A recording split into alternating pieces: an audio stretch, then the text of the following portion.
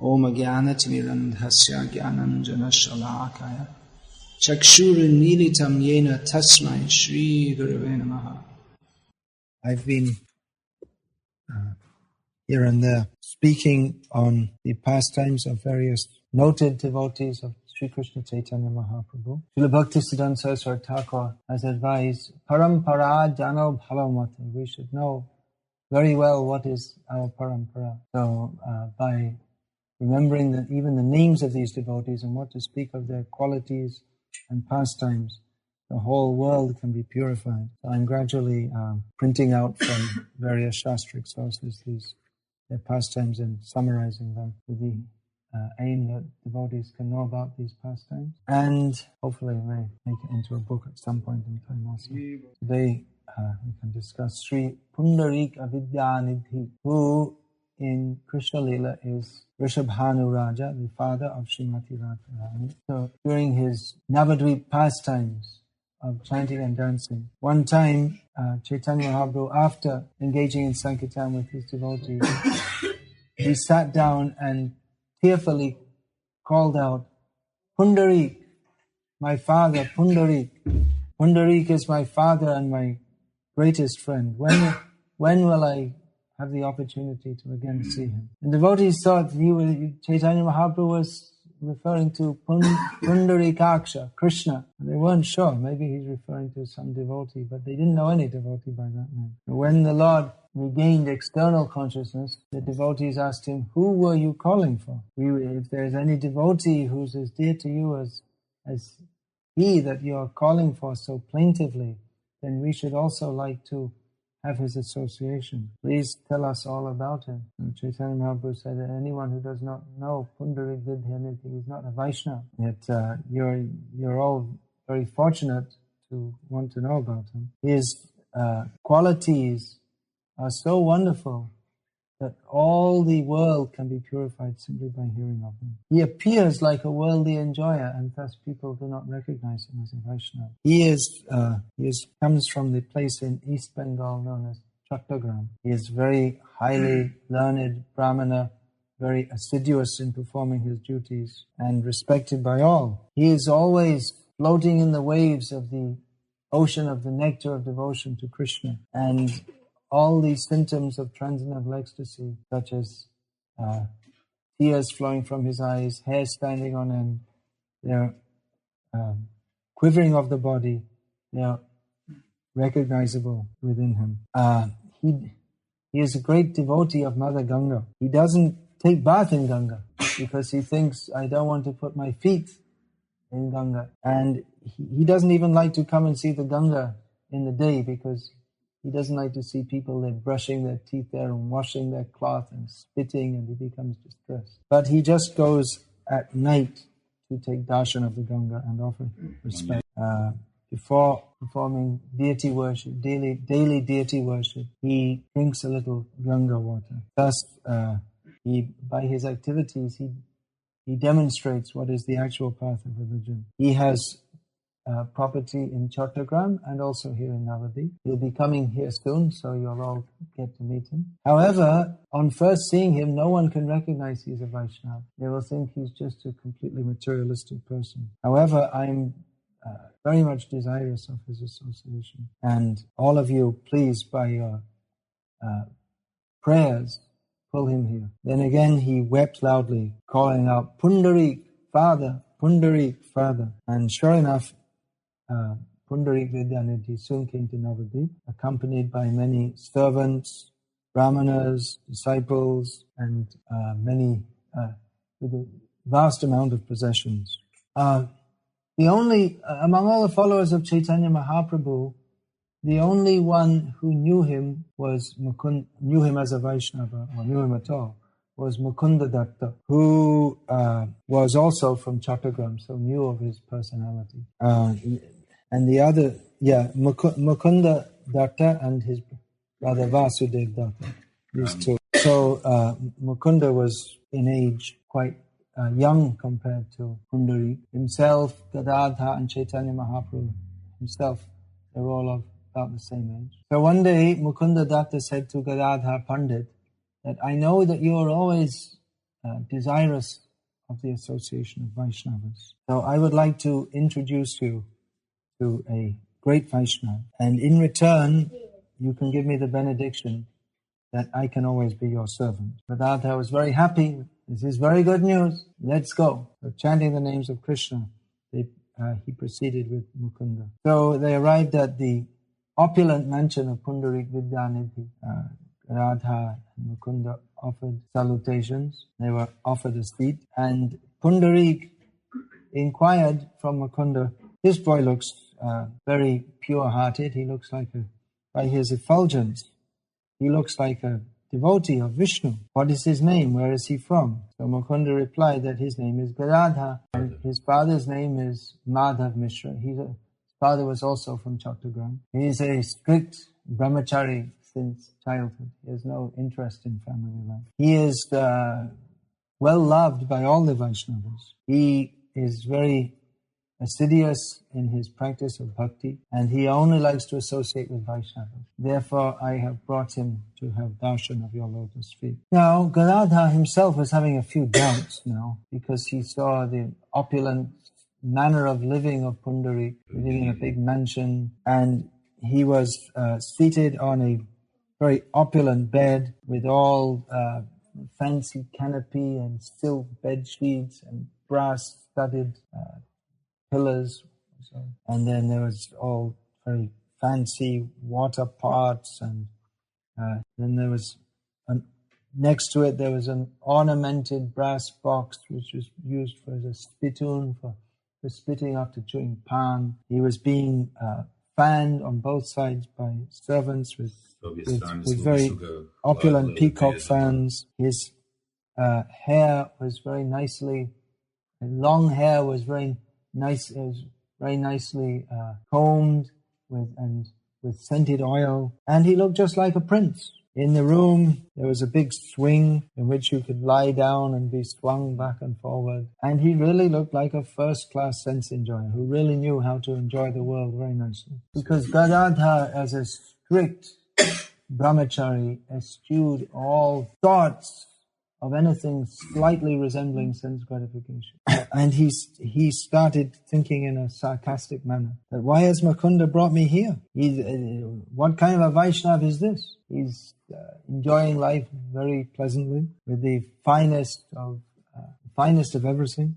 So Mukunda, he looked at Gadadha, he could understand what's going on in Gadadha's mind. So he thought of how to dispel Gadadha's doubts. Mukunda was well known as a great singer in the company of Caitanya Mahaprabhu's devotees. So he started to recite some verses from the Bhagavatam about the glories of Sri Krishna. And when he came to one verse, which is from Bhagavatam, Canto 3, Chapter 2, Text 23, which describes how merciful is Krishna, that the demoniac Putana came to kill him, but Krishna, being so kind, gave her the position, just like a mother, of whom should I take shelter but one as merciful as he. So hearing this, Pundarika Vidyanidhi went mad. He started shedding tears, roaring, jumping around in ecstasy. He was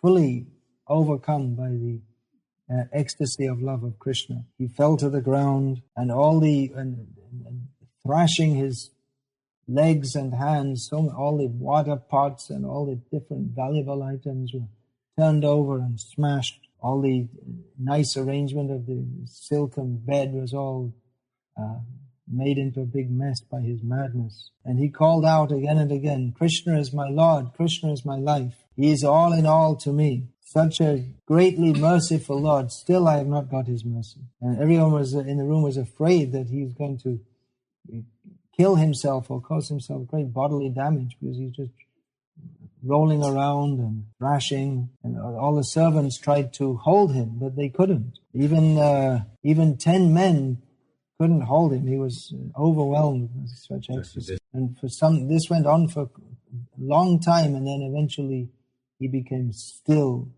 as if almost dead. So Gadadha, he started to think again that wow, it seems like he really is a great devotee. I mistook him for a worldly enjoyer. I've made a great offense. Such a great devotee, and I've disrespected him. So then Gadadhar embraced Mukunda, and Gadadhar himself, shedding tears of ecstatic love, Gadadhar said to Mukunda that, "You are my true friend. By your mercy alone, I've been fortunate to witness this uncommon devotion of such a great personality as Pundarika Vidyanidhi." Such a devotee, does such a devotee exist within all the three worlds? The whole universe becomes purified by such uncommon devotion. I made the mistake, seeing his outward expression, I mistakenly took him to be a worldly enjoyer. But you have devised a means to demonstrate the actual heart's condition of Sri Pundarika Vidyanidhi. So I can only thank you so much for correcting my mistake, and pray that you always help me in this way. Now I'm thinking how I can overcome this great offense that I've made. To date, everyone on the spiritual path must accept a guru. To date, I have not done so. So to mitigate my offense, I should offer myself as a disciple at the lotus feet of Sri Pundarika Vidyanidhi. In that way, I can, by offering my very self, I can be free from this offense. So Mukunda was very happy to hear this proposal. It took 6 hours for Pundarika Vidyanidhi to come back to consciousness after losing it. And Mukunda expressed Gadadhar's desire to Pundarika, explaining the whole position, that Gadadhar had mentally slighted you, but now he wishes to rectify his mistake by offering himself as a surrendered servant at your lotus feet. Then Mukunda explained the qualities of Gadadhar, that he is a devotee from his very birth. He's from the very beginning of life, he's been detached from all material pursuits. And he's not like most young boys who just waste their time frivolously, but he's always been very grave. He's from good family, his father being Madhav Mishra. From childhood, he's been a constant companion of our Gaurasundar. Who but you is fit to be his guru? And like him, there is no one as qualified as he to be your disciple. So you please consider which is an auspicious day and decide when to initiate him. Pundarik was also very pleased to hear this. He said that, truly I am fortunate to have such a rare gem in the form of this boy to be a disciple. To have a disciple such as he is the result of many births of pious activities. So they ascertained an auspicious day and said that the initiation would take place on that day. Gadadhar was very happy to hear this, and he next went to see Nimai, who was very happy to hear of the arrival of Sri Pundarik in Navadvip Dham. That night, this was actually the day that Vidyanidhi had arrived in Navadvip. So that night, he came unseen, unnoticed, to the house of Nimai. And he was intending to offer obeisances, but before he could do so, he anyway fell on the ground unconscious in ecstasy. But he quickly regained consciousness and then began to upbraid himself, calling out very loudly that, "Oh my Krishna, you are my life and soul. You are my only asset. You are my father. But because I am so much sinful, you have given me so much unhappiness. He who is the Father of all the worlds has delivered every living being within all the worlds, but I alone have been deprived of that mercy." So at Chaitanya Mahaprabhu's house, Nimai's house, there were so many devotees, and they also became absorbed in the same mood as Pundarik. Nimai picked up Pundarik and embraced him. He also began to cry, saying that, "Oh, Pundarik, my father, now I have gained you who I so long was desirous to meet." All the devotees understood that Pundarik, who Chaitanya Mahaprabhu had so feelingly called for, had now arrived. So they also began shedding tears of joy. Then Nimai embraced, in his embrace of Pundarik, became so much absorbed in ecstasy that the two of them remained embracing each other for 3 hours. They were so tightly embracing each other that it seemed they had become one body. Eventually, Nimai regained consciousness and called out, "Oh my Lord Hari, today my innermost heart's longing has been fulfilled." So then they began their Prem Sankirtan, after which Nimai introduced Pundarik to all the devotees present, that this is the Pundarika Vidyanidhi, and he's been sent by the Supreme Lord to distribute love of Krishna to all the inhabitants of the universe. So by this time, Pundarik, he also regained external consciousness. At this time, Gadadhar, he also came to ask Mahaprabhu. He approached Nimai, asking for his permission and blessings to take initiation from Pundarik, explaining the whole circumstances by which this came about. And Mahaprabhu gave his full blessings and said, "Do it quickly." So in this way, Gadadhar was initiated. One other important point. Vrindavan Das in Chaitanya Bhagavat states that whoever recites or hears of the meeting of Pundarik and Gadadhar will receive the treasure of pure love of Krishna. Jai. So after some time, after being initiated, Gadadhar came to Mahaprabhu and saying that I got initiated, but the mantra that I received, it's not becoming manifest in my mind properly. The mantra received at initiation is not supposed to be told to others under usual circumstances. But I did so, and as a result, I can no longer properly meditate on that mantra. This is actually at Puri, after Chaitanya Mahaprabhu had taken sannyas. So Gadadhar asked Mahaprabhu that, "Can you please tell me the mantra again, so I can receive it again and chant it properly?" But Mahaprabhu was not pleased with this proposal. And how can you say like that? You have your Guru, he has given you the mantra. It would be an offense to your Gurudev if I were again to repeat the mantra to you. But Gadadhar said that, well, he's not here, so you can do for me. Mahaprabhu again firmly said that your Guru is Sri Pundarik Vidyanidhi. Do not be unfaithful to him. By the will of the Lord, you should be able to meet him again. And Chaitanya Mahaprabhu, who is the all-knowing Supreme Lord, continued that Sri Pundarik Vidyanidhi will come here to Puri within 10 days or so. Because I'm always thinking of him, he is coming here to see me. But now I can understand that actually he's being attracted here by your pure desire. When Pundarik arrived in Puri, the Lord, being aware of this as the all-knowing Super Soul, came out to meet him. Seeing Pundarik, Mahaprabhu laughingly said, "My father has come, my father has come." And again embracing, again crying, again all the devotees were absorbed in transcendental happiness to see this wonderful meeting.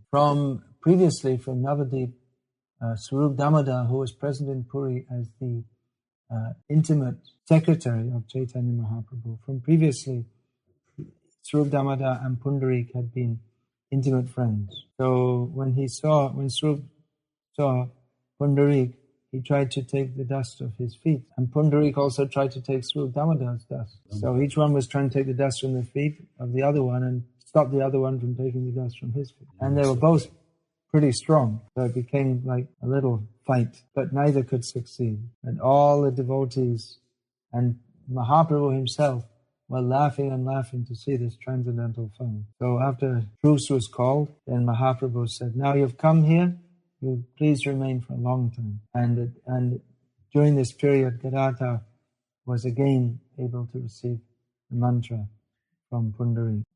So Chaitanya Mahaprabhu arranged for Pundarik's accommodation at Puri at Jameshwar on the bank of the ocean. And Pundarik and Swarup, being such great friends, they used to go together for darshan of Lord Jagannath. They were both on the same level of highly advanced Krishna consciousness, and thus they gained great transcendental pleasure in each other's company, discussing topics of Krishna. Now there is a festival in Puri for Lord Jagannath called Odan Shasti. On this day, Lord Jagannath is offered new clothes, starched clothes. Okay.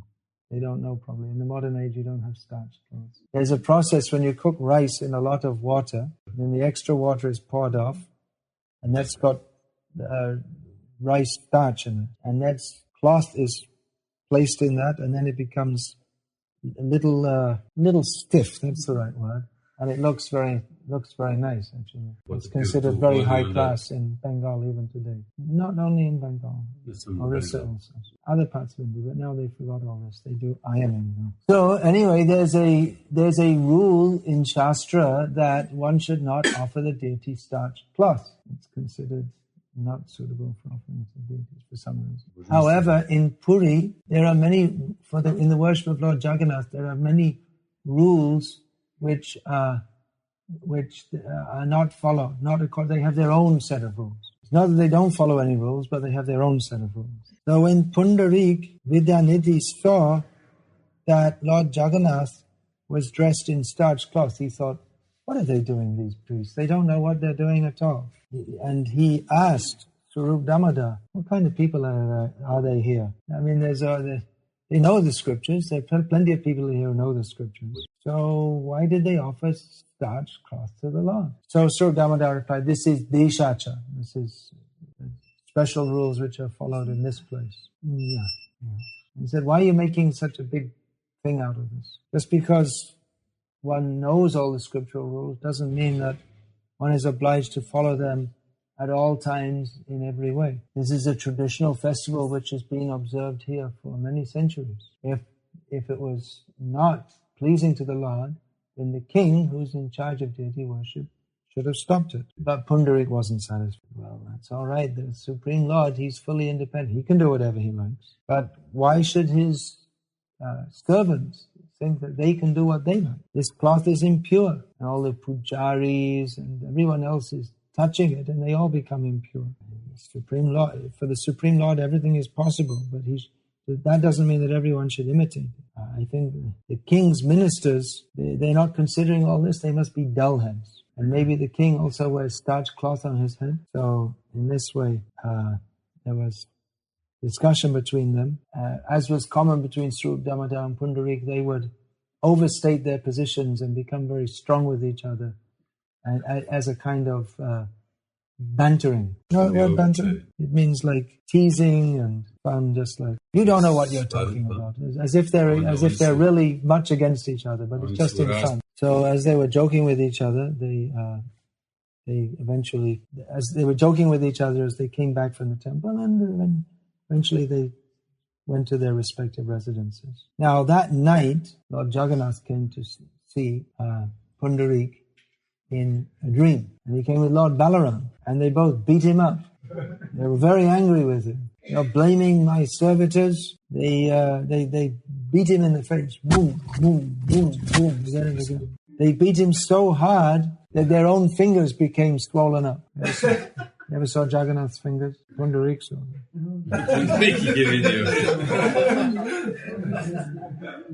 So Pundarika said, I'm sorry, please forgive me. Why are you beating me so much? Lord Jagannath was still angry. He said, you're so offensive. We're not under your rule. We're not subject to your way of thinking. We don't have to do what you think is right.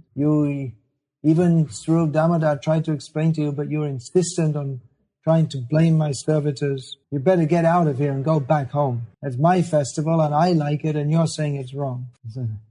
So Pundarika, this is all going on in Swapnapuri, in dreamland. So Pundarika was fearful and sorry, and clasping the Lord's feet with his head, he apologized again and again, begging forgiveness, and said that you have properly punished the mouth which laughed at your servants. Today is the most fortunate day of my life, that I've been personally slapped in the face with your lotus hands. And the Lord replied, yes, because you are my very dear devotee, I could not see you. I did not like to see you uttering these wrong statements. So I've shown you this special favor. So after this, Vidyanidhi woke up. And he could feel his mouth is still hurting. He began to laugh. And he saw that actually his cheeks were swollen. It wasn't just in a dream. Oh, Krishna is very merciful. He's punished me. And considering what serious offenses I made, he gave me a very light punishment. So Vrindavan Das points out how fortunate Vidyanidhi was. He received the topmost limit of the Lord's mercy, that Krishna never beat his own sons like Pradyumna like this, not even for the purpose of instructing others. Sita, Rukmani, Satyabhama, none other of the Lord's devotees had received favor in this form. So every day in the morning, there was a regular practice.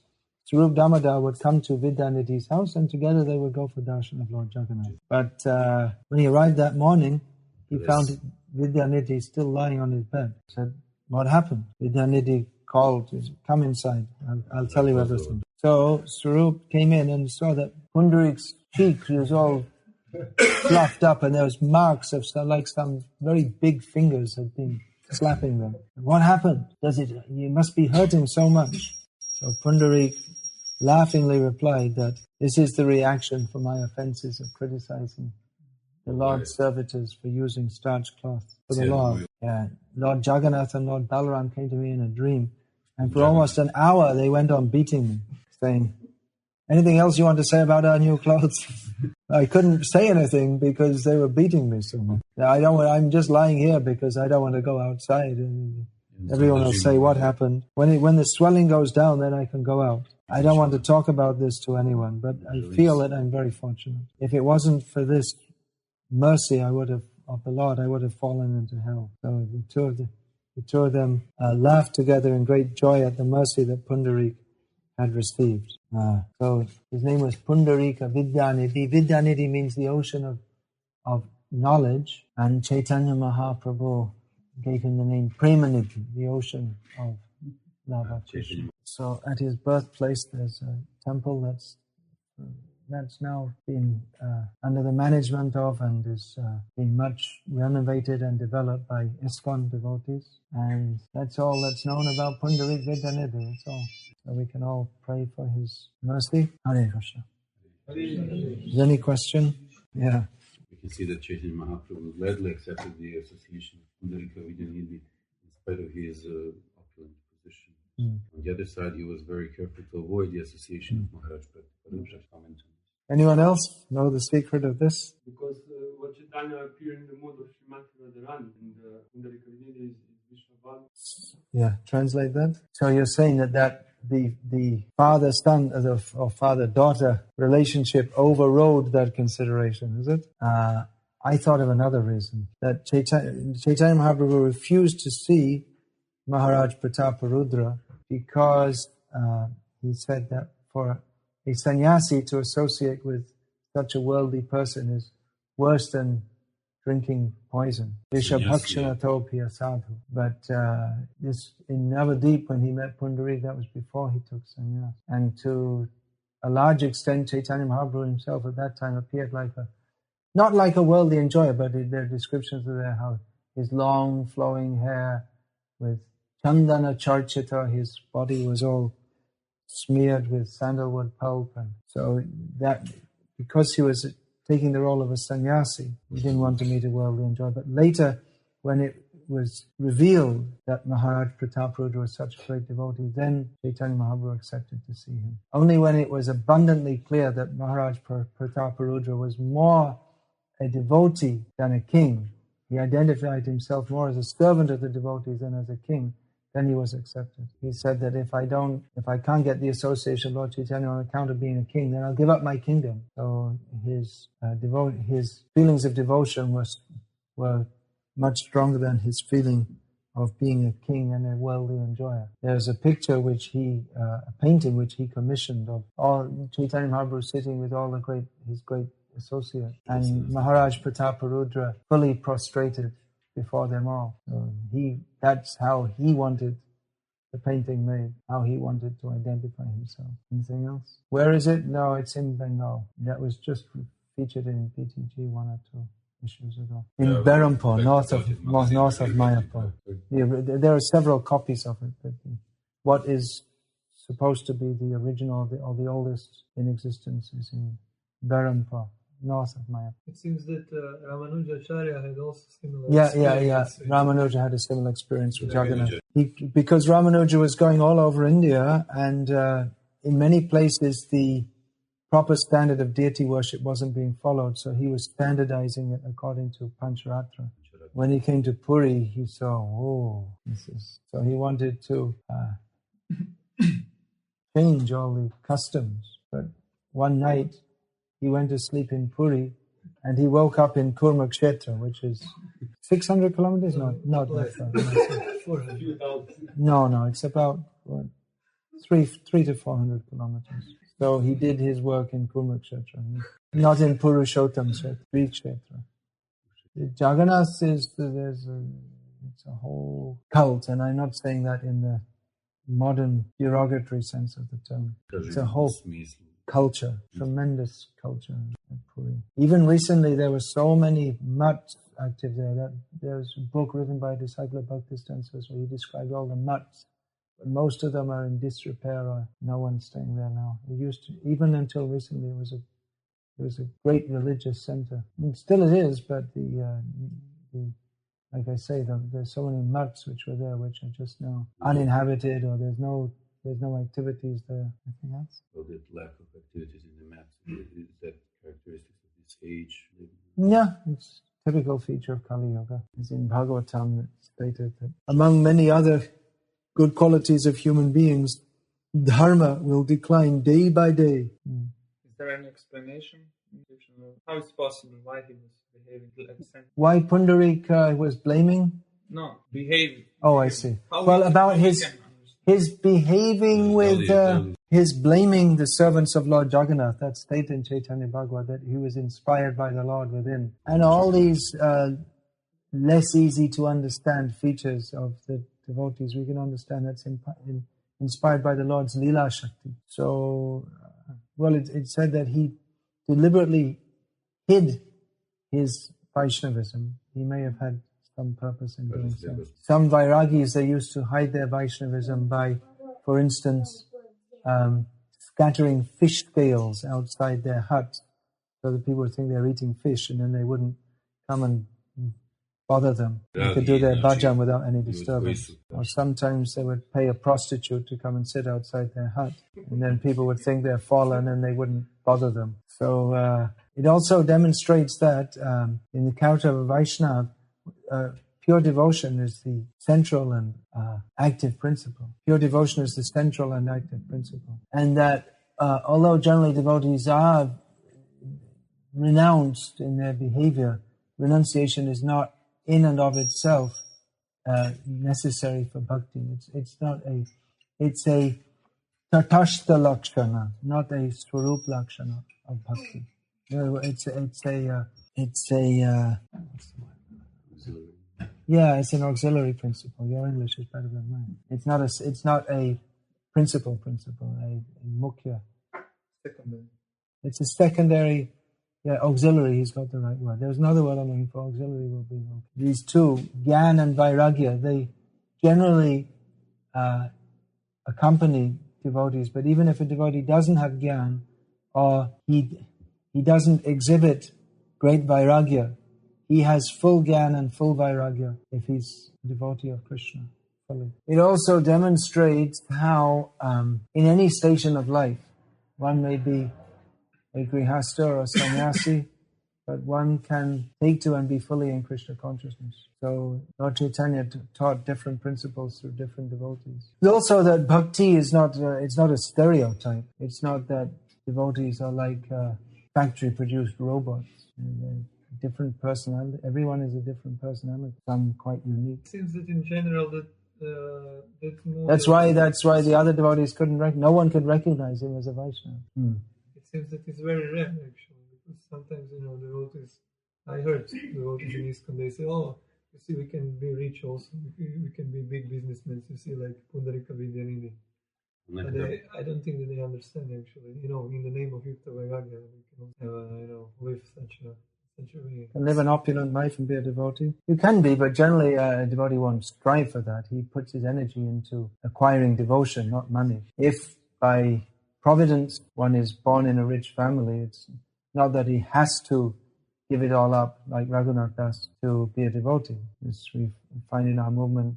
Ambarish Prabhu, from a very rich background, Prabhupada never told him that you have to give that all up. He gave him some services to do, which would require him to donate large amounts of money. But he never said that you have to live a very, poor, well, become a poor man.